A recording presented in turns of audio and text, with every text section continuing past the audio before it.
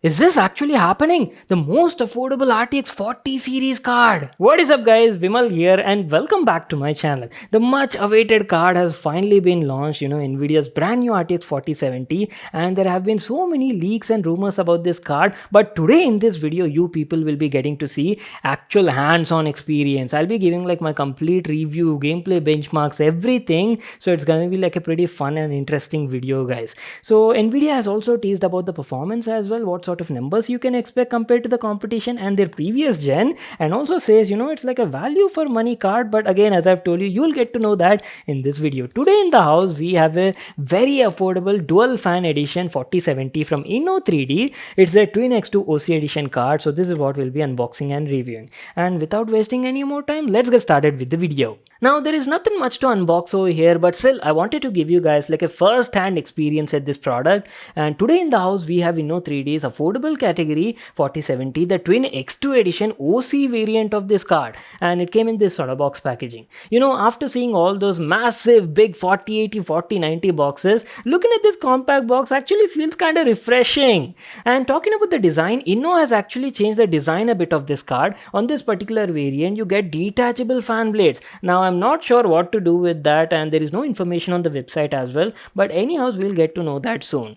If you talk about the other features, this card is still based on NVIDIA's Ada Lovelace architecture, and we'll be talking about all the specs and stuff in a moment. First, let's get started with the unboxing guys. I'm like super excited to get my hands on it. As soon as you open it, there you go boys, our brand new GeForce RTX 4070 from Inno 3D, and that too, this is the twin x2 OC edition card, and boy, look at this packaging.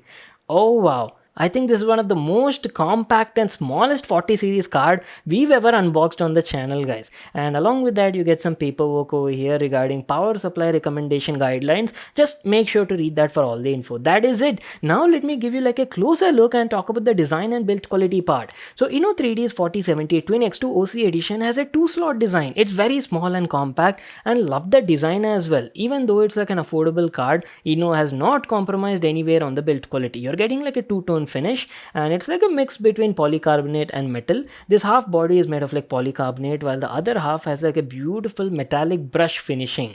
And as I've told you, these two top dual fans are actually detachable. I'll show you that at a later part in the video.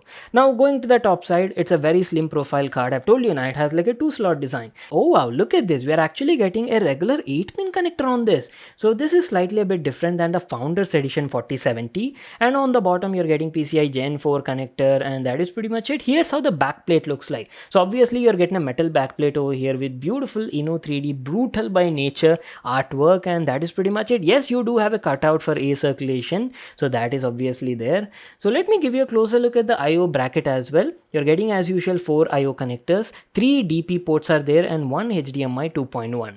So that is pretty much it guys, our complete overview on the design and build quality part. So before we actually plug it into my test bench setup and check out the performance, let me quickly tell you about the specs and configuration of this card.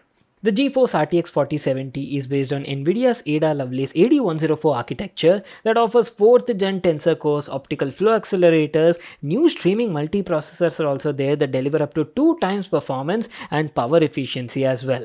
On board you're getting 5888 CUDA cores, 184 tensor cores, and offers up to 12 gigs of GDDR6X memory. The base clock frequency of this card is 2475 MHz, and the OC boost clock is around 2505 MHz, and the rated TGP is around 200 watts. And good thing about it is, yes, 4070 also supports AV1 encoding as well. And since it's based on the new Ada Lovelace architecture, you're getting an increased L2 cache of up to 36 MB compared to a very limited 4 MB on last gen's 3070 Ti. So that greatly improves overall performance, reduces latency, and also increases the power efficiency as well.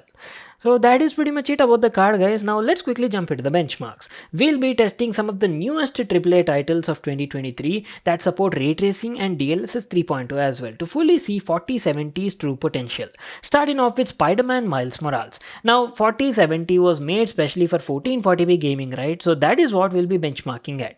Before that, let me quickly tell you about the test bench setup as well. Now since it's like a brand new card, obviously we'll be going for new gen hardware only. We have AMD's Ryzen 5 7600, which is a 6-core 12-thread CPU clocked at 5.1 GHz max boost. It's a value for money CPU and matches well with the RTX 4070. Couple that with 32 gigs of DDR5 RAM clocked at 5200 MHz and a TB of Gen 4 SSD. That is our configuration for the test bench.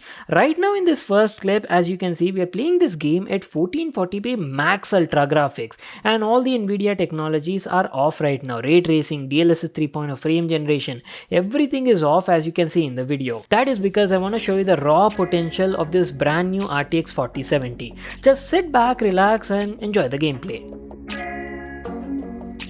Hey, not bad, right? Quite impressive, I would say. At 1440p max graphics without DLSS, we were getting around 100 to 110 FPS.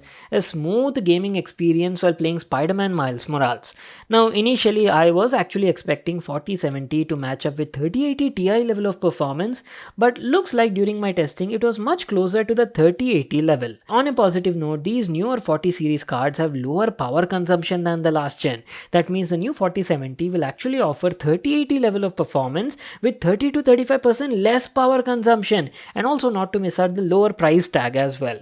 And not only that, you're also getting support for NVIDIA's newest technologies, right? Like DLSS 3.0, AI frame generation is there, which are not available on the previous gen 30 series cards. Alright, time for the second test. Let's quickly enable ray tracing and check out how it handles it.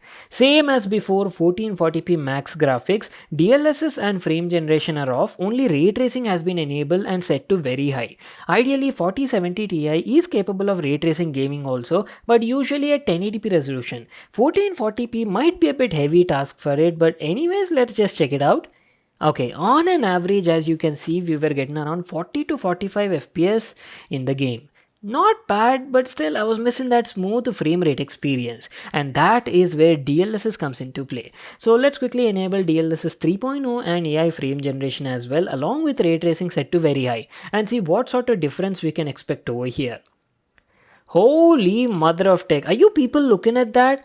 100 to 110 FPS on an average with ray tracing enabled at 1440p resolution. So DLSS and frame generation definitely make a difference. As you can see, gameplay feels a lot smoother now. There's also one more thing I wanted to say. What I've seen online is a lot of people are saying with these technologies, the boost that you get in the gameplay is not actually real FPS. Half of those frames are like AI generated using NVIDIA's technologies. Now that is actually true, guys. I agree on that statement. But based on my experience, it's a pretty neat trick and gets the job done. If you randomly bring in like a casual gamer, don't tell him that DLSS and frame generation are on. It might be quite difficult for him to identify or notice even these subtle changes. Unless you pause the game, put these frames side by side with the real deal, you can't make out the difference from far. So basically you're getting two options over here. Enjoy the game at true 1440p high frame rate without ray tracing, or if you want those beautiful ray traced graphics also, then you'll have to enable DLSS for a smoother performance. Which one would you choose? Let me know in the comment section down below. Apart from this, I've also played other games like Assassin's Creed Valhalla, the same 1440p max graphics only, and we were getting around like 105 to 110 FPS on an average. Same was the case with Far Cry 5. Here also we were getting around like 130 FPS on an average. So basically you can play almost any AAA title on the 4070 and get like a smooth 100 plus FPS at 1440p resolution. Now if you look at the gen to gen performance improvement, RTX 4070 definitely offers a big lead over the 3070 and even the 3070 Ti as well. 4070 is almost 1.7 times faster than 3070 and it's around like 1.5 times faster than the 3070 Ti. Though I do have to mention, during my testing I found it was almost 18 to 20% slower than the 4070 Ti, its bigger brother and sibling. We're almost coming to an end, so let's talk about the thermals as well. Thermal performance was actually pretty good on this card. Even after playing for like an hour, the GPU was running only around like 59-60 degrees centigrade. So despite being a twin fan edition, Inno3D has done a great job with the design, and fan noise was also minimum and within the acceptable range. So finally, the only question that remains is the price. Is 4070 the card you were waiting for? US pricing has been announced. It's around $599, which when converted equals to 50,000 rupees in India. If it was actually selling for that price in India, it would have been like an instant hit in the market. But again, you'll have to consider GST and other taxes also now. So my guess is it might be priced somewhere around 65 to 70,000 rupees. What do you people think? I would love to read your thoughts. So that's it. I hope you all enjoyed watching this video and got to know everything about the product. Make sure to smash that like button and subscribe to my channel for more such awesome videos. And I'll see you all in my next one.